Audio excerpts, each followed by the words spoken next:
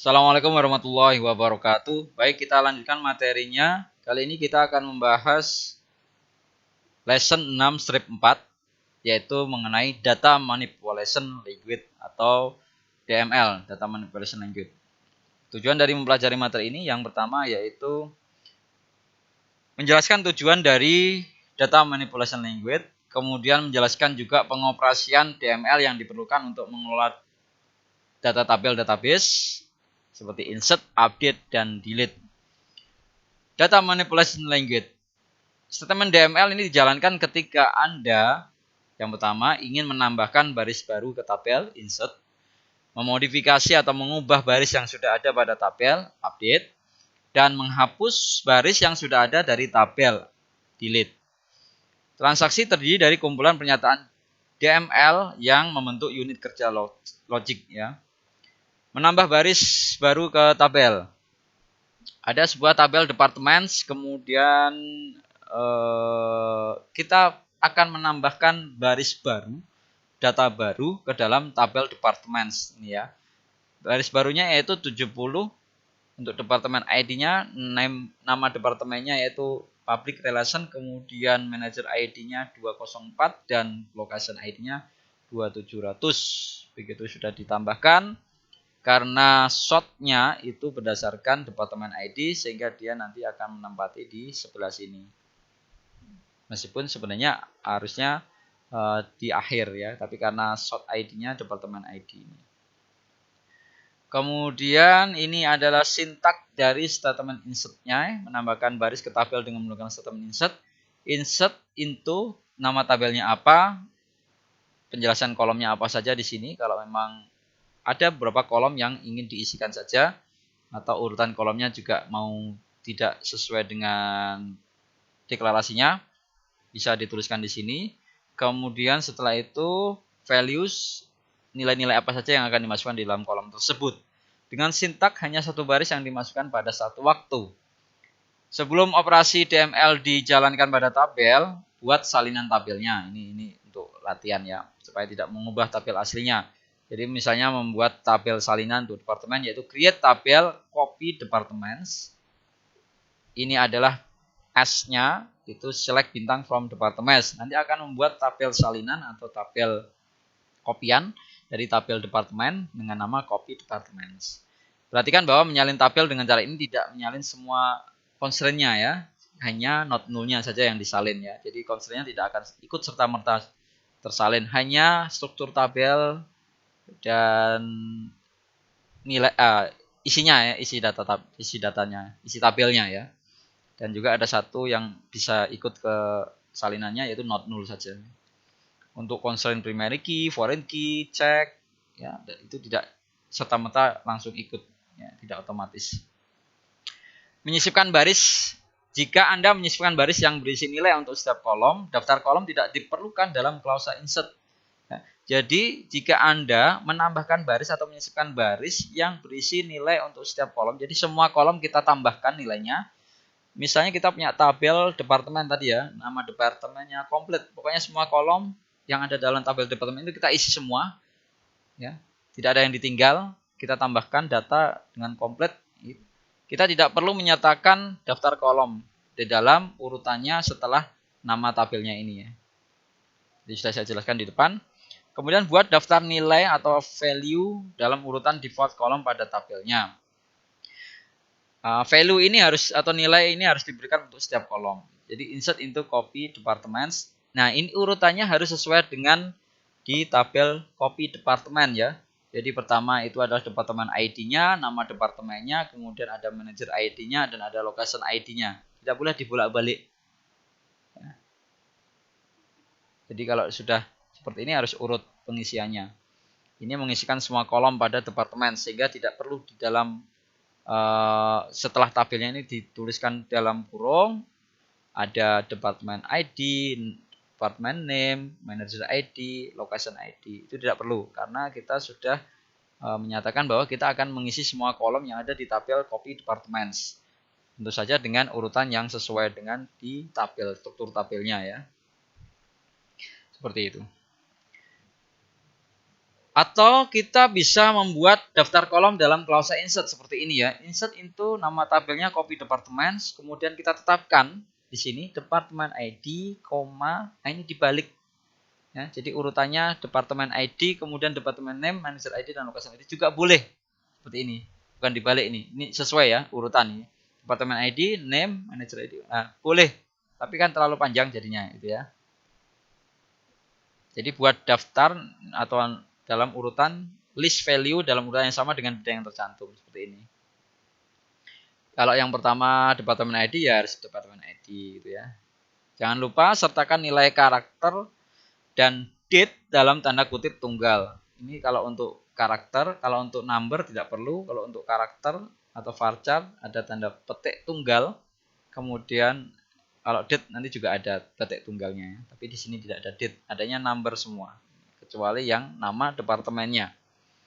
Skenario kasusnya menyisipkan baris dari siswa itu menyatakan bahwa saya memahami bahwa pernyataan insert digunakan untuk menambahkan baris ke tabel. Mungkinkah menyisipkan baris jika beberapa kolom tidak memiliki nilai? Dari dosennya itu menjawab, tentu saja. Absolutely. Anda dapat menggunakan pernyataan insert untuk menentukan kolom yang akan dimasukkan nilainya. Seperti yang tadi ya.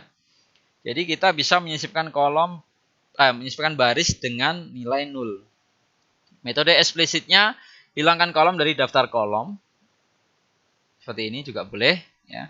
Jadi insert into copy department, kemudian hanya ditulis departemen ID dan departemen name saja. Jadi hanya mengisi ID dan name saja, sehingga yang lainnya nanti 0. Ya, ini dengan cara seperti ini juga bisa. Jadi hanya ini ID dan namanya.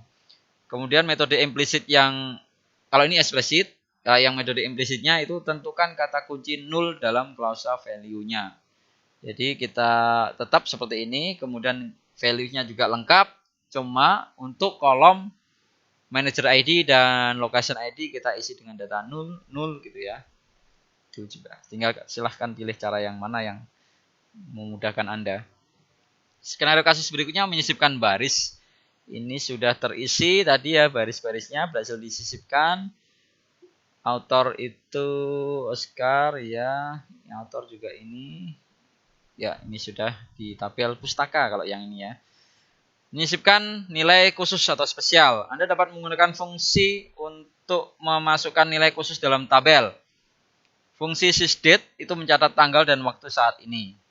Jadi kita bisa seperti ini, ditulis lengkap, kemudian pada saat pengisian, ini employee ID, kemudian ini first name, ini last name, ini emailnya, ini phone numbernya, ini high date-nya. High date-nya itu diisi fungsi, yaitu sysdate. Tanggal saat ini dia akan di hire. Kemudian ini job ID-nya, salary-nya, commission PCT-nya, manager ID, departemen ID-nya. Seperti itu. Untuk menyisipkan nilai tanggal waktu tertentu, misalnya pada tambah karyawan, insert itu ini tanpa ditulis, kemudian tinggal ditentukan tanggal waktu tertentunya, berarti bukan sysdate ya, tapi di sini ya, to date ini ketik Desember 7,2002 ini, kemudian formatnya month, date, year, ini seperti ini. Baru ini jadi nama job ID-nya, sales representative ya, seperti tadi ya, tapi ini tentukan tanggalnya. Kalau tadi sysdate itu mengisi tanggal sistem saat ini, sehingga terisi seperti ini. Latihan project 1 DFO 641 database toko Oracle Baseball League menggunakan operasi DML untuk mengolah tabel database, yaitu menyisipkan record atau menyisipkan data. Mengubah data dalam tabel. Tadi sudah menyisipkan, sekarang atau menambahkan, sekarang mengubah data dalam sebuah tabel. Ada tabel employee seperti ini, kemudian ada departemen ID, dia punya kolom departemen ID yang di sini sebagai foreign key ya foreign key. Kemudian diupdate menjadi seperti ini, dirubah untuk Stephen King itu 60 60 jadi bukan 90, yang 90 jadi 60 semua. Sintaknya seperti ini. Ubah nilai yang ada pada dalam tabel dengan pernyataan update, ya. Update statement ini. Update, nama tabelnya apa? Set, kolom apa yang berubah, diberi nilai baru. Where, kondisi kalau memang ada prasyaratnya. Ini direkomendasikan untuk statement update, ya. Secara umum, gunakan kolom primary key dalam klausa where guna mengidentifikasi satu baris untuk pembaruan, ya.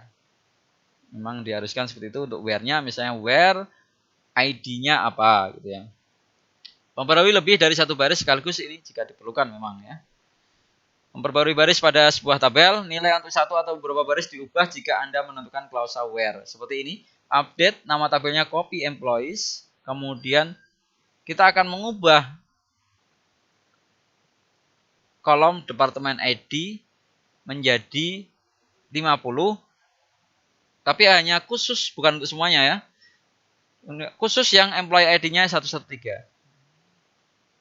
Nilai untuk jadi ini ya. Kalau tidak ada where-nya nanti semua kolom departemen ID diisi 50 ya, padahal hanya tertentu.